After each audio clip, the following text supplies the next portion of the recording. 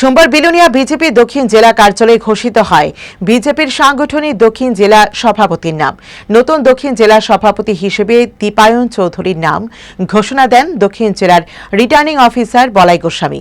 উপস্থিত ছিলেন দক্ষিণ জেলার প্রাক্তন সভাপতি শঙ্কর রায়, জেলা পরিষদের সভাধিপতি দীপক দত্ত, বিধায়ক মাইলা ফ্রুমক, প্রমোদ রিয়াং, বিধায়িকা স্বপ্না মজুমদার, মন্ত্রী তথা আইপিএফটি নেতা শুক্লাচরণ নোয়াতিয়া।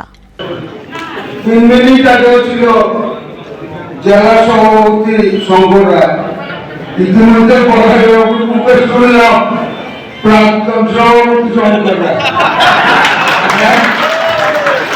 কয়েক মিনিটের ব্যবধান। This is system, this is democracy. এটা আমাদের মানতে হবে, এটা গণতন্ত্র। পাশাপাশি আমরা এমন এক দল করি, বিশ্বের বৃহত্তম রাজনৈতিক দল, যার নাম ভারতীয় জনতা পার্টি।